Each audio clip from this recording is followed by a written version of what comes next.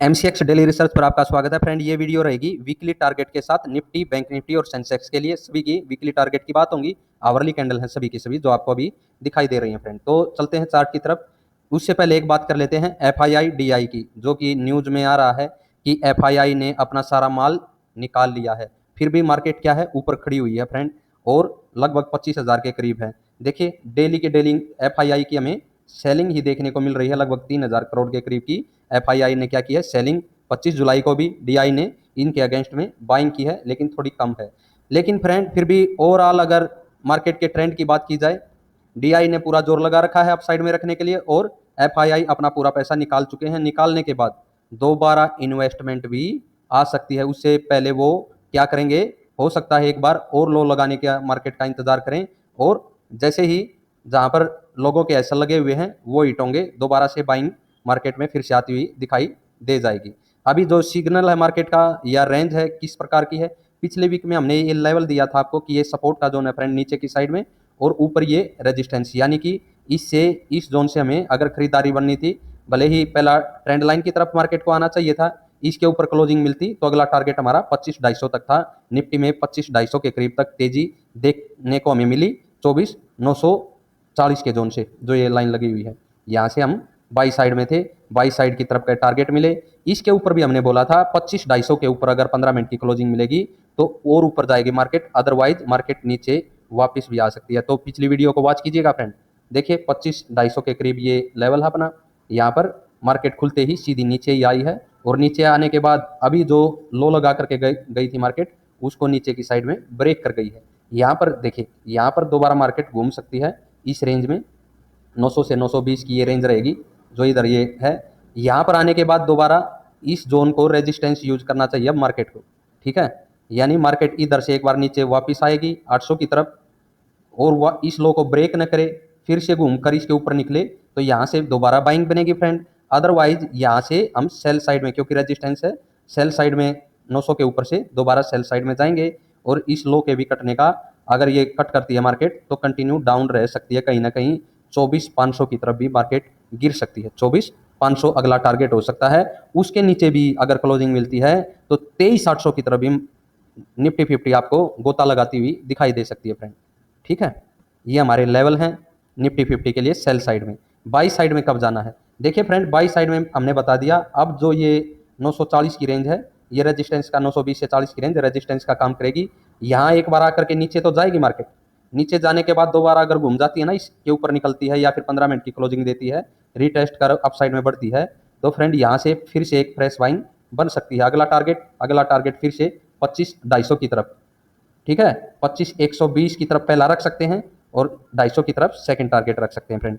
ये by side के scenario हैं। सेल साइड में तो मार्केट मुड़ ही चुकी है, और उसमें मैंने बोला है इस रेंज से रेजिस्टेंस लेकर के दोबारा नीचे गोता ये 24,500 की तरफ लगा सकती है।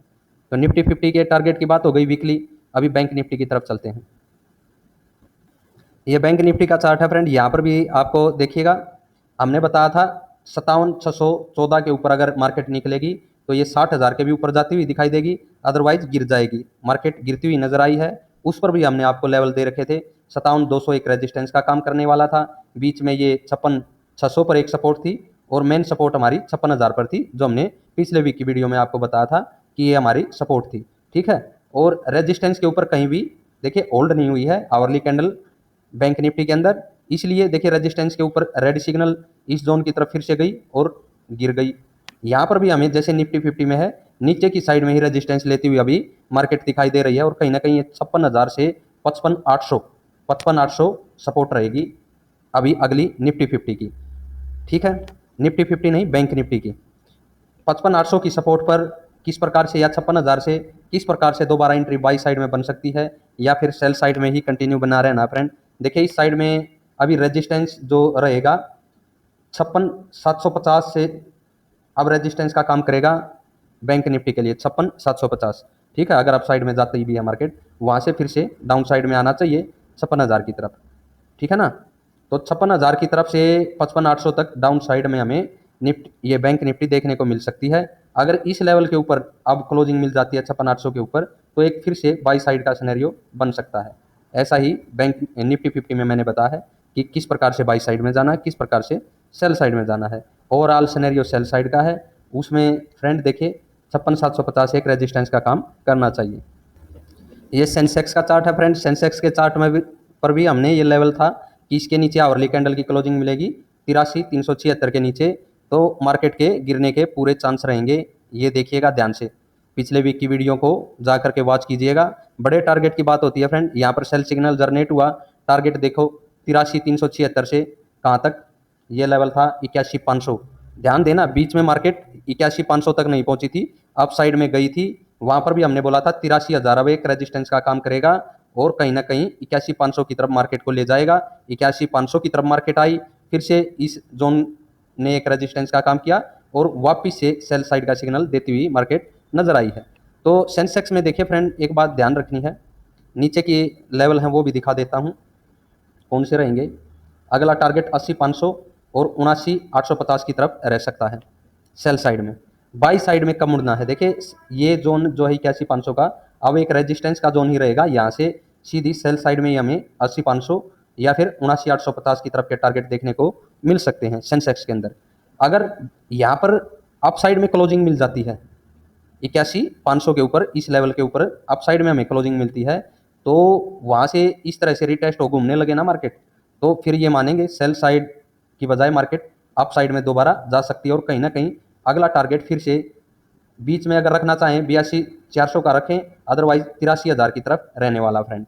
ठीक है, 83,000 की तरफ रहने वाला है 81,500 से। बाई साइड में अगर इस प्रकार की क्लोजिंग मिल रिटेस्ट हो बड़े मार्केट 81,500 के ऊपर, ठीक है, सीधा 83,000 की तरफ बढ़ेंगे। और नीचे मैंने बोला है कि अब यहीं से मार्केट को नीचे की साइड में घूम जाना चाहिए, यानी 81,500 की रेंज एक रेजिस्टेंस का ही काम करनी चाहिए सेंसेक्स के लिए भी, और टारगेट 80,500 79,850 रह सकते हैं फ्रेंड। आशा वीडियो आप सभी को पसंद आएगी।